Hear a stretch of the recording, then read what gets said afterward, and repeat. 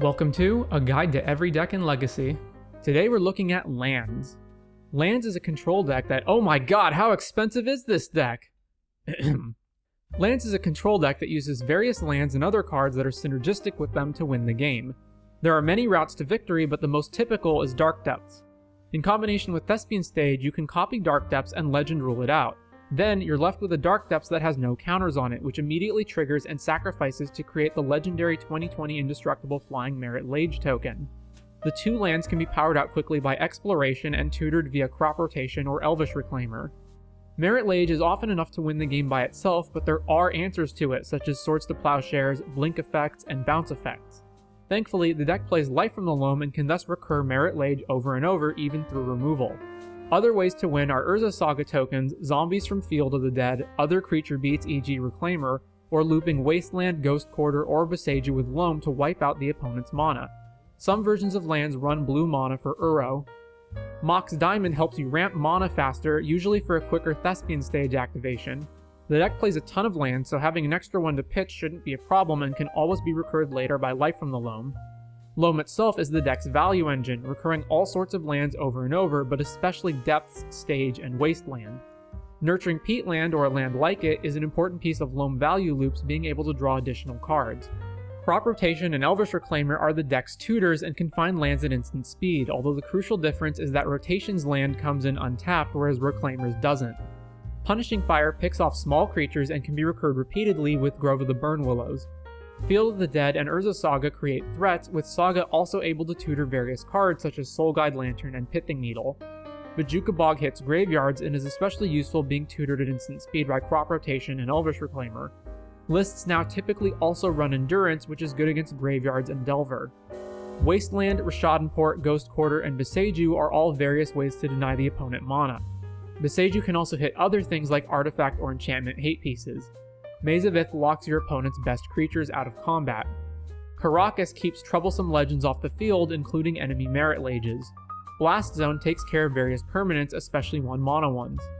The Tabernacle at Pendrell Vale can be an enormous tax on the opponent's creatures, one for which they may not be able to pay for all of them, especially in combination with Wasteland.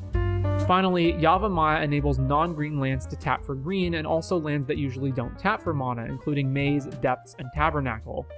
It's important to know what your plan is in each matchup. Normally, you want to go for the Stage Depths combo, but some decks, especially white ones, can answer Merit Lage. On a financial note, Lands is by far the most expensive deck in Legacy, largely due to Tabernacle's and Mox Diamond's obscene reserve list price tags. While Tabernacle is certainly good, you don't need it to play the deck. Don't get me wrong, playing without it is suboptimal, it's just not 100% necessary.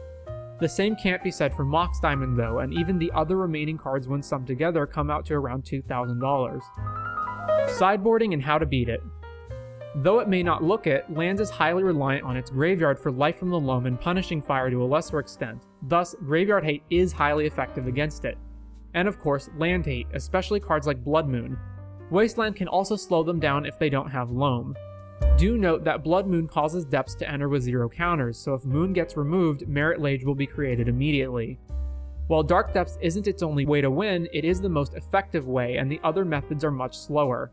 As a result, anything that prevents the Lands player from searching their deck for Depths is also effective, such as Chalice of the Void to stop Crop Rotation.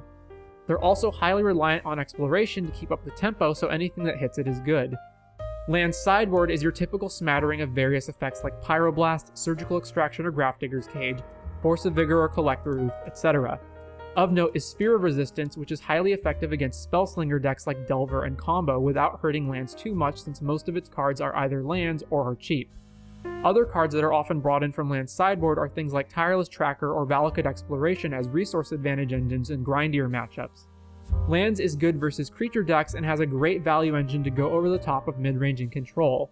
It's bad against combo, but it can still present early interaction followed by a Merit Lage to hopefully close out the game quickly. Thespian Stage needs a whole section devoted to it. You can protect Stage from Wasteland by copying a basic, since it will also copy the basic super type. You can copy a multitude of different lands in the deck to double up on useful effects, including Maze of Ith, Rishadenport, Field of the Dead, etc. You can copy Blast Zone to destroy 0 mana value permanents. You can copy Urza Saga and then, before you'd sacrifice it, copy a different land. It'll retain the Saga chapter abilities, being able to make constructs, but not be sacrificed. Be careful not to copy legendary lands other than Dark Depths, including Boseiju, Karakas, Tabernacle, and Yavimaya. You can activate the Depth Stage combo at instant speed to protect Merit Lage from sorcery speed removal. Crop Rotation and Elvish Reclaimer can help enable this, although note that Reclaimer's land enters tapped, so it only works if you already have Stage in play. Tabernacle destroys creatures, it doesn't cause them to be sacrificed, so you don't have to pay for Merit Lage since it's indestructible. Merit Lage makes Boseiju 1 mana cheaper to channel. It's usually more worthwhile to dredge Loam rather than draw a random card since most of your cards are lands unless you're looking for a specific non-land card. Punishing Fire can be dredged into to gain access to it. You can kill creatures and planeswalkers larger than 2 toughness or loyalty by firing them, returning it with Grove, and firing them again. Although it's incredibly slow, you can technically win by looping Punishing Fire at the opponent's face since you'll still net 1 damage per iteration, or more if you have multiple fires. Sometimes being able to kill your opponent in one shot with Merit Lage is the difference between winning and losing by a turn. Be careful not to give your opponent life with Grove of the Burnwillows if you don't have to. Maze of Ith stops combat damage from a creature but not attack triggers, for example, Uro. You can maze your own attacker to remove it from combat if a bad block appears or after damage while still in combat to give it pseudo-vigilance.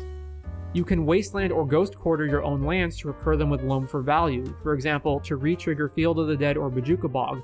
You can also get Boseiju off the table to Loam it back and channel it.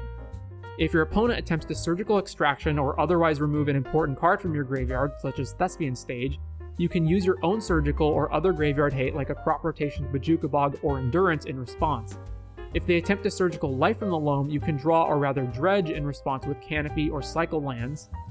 Shadow Spear isn't just a good equipment for constructs, you can also put it on Merit Lage or other creatures.